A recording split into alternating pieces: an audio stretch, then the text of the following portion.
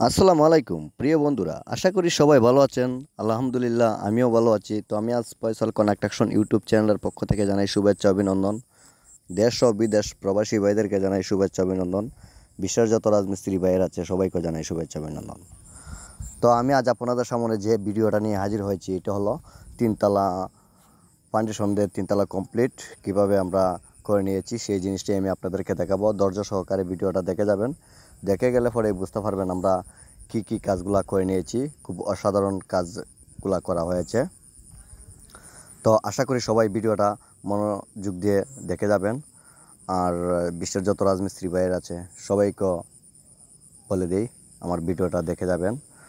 আর দেখেন আমি যে কাজটা নিয়ে হাজির হয়েছি এটা হলো যে তিনতলার উপরের ছাদটা আমরা কিভাবে আমরা ঢালাই করে নিয়েছি সেই জিনিসটি আমি আপনাদেরকে দেখাবো। সেন্টারিংটা কিভাবে করা হয়েছে আর আমরা কিভাবে বিমগুলা বাদাই করে নিয়েছি সেই জিনিসটাও দেখাবো। আর আরেকটি জিনিস হলো এটার মধ্যে আছে যে ছাদের মধ্যে ঝুলন্ত লুবার দেখাবো।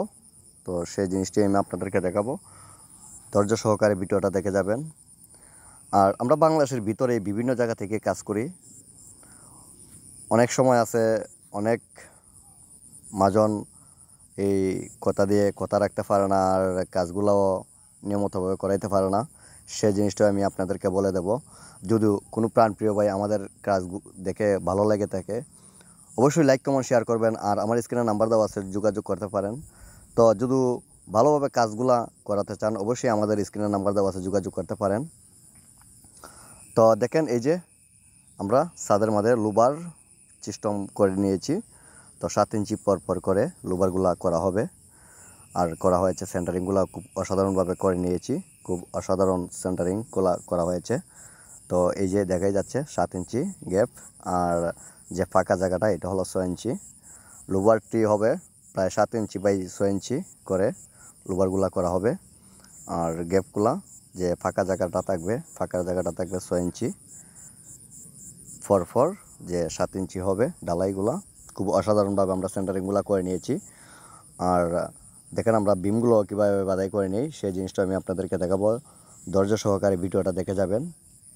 দেখে গেলে পরেই অনেক কিছু বুঝতে পারবেন, জানতে পারবেন। তো এবারে আসুন আমি আপনাদেরকে দেখাচ্ছি যে আমরা কিভাবে বিমগুলো বাদাই করে নিয়েছি আর কিভাবে আমরা এই লোবারের সেন্টারিংটা করে নিয়েছি খুব অসাধারণভাবে।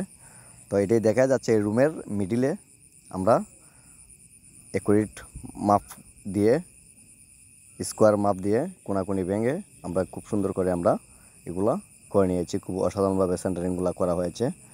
তো আশা করি সবাই আমার ভিডিওটা দেখে যদি কোনো ভুল টুটি হয়ে থাকে অবশ্যই আমার লাইক কমেন্ট শেয়ার করতে পারেন। আর নিত্য নতুন ভিডিও অবশ্যই আপনারা দেখতে পারেন। তো দেখুন এই যে আমরা খুব দুনো সাইডে আমি আপনাদেরকে দেখাচ্ছি যে খুব অসাধারণভাবে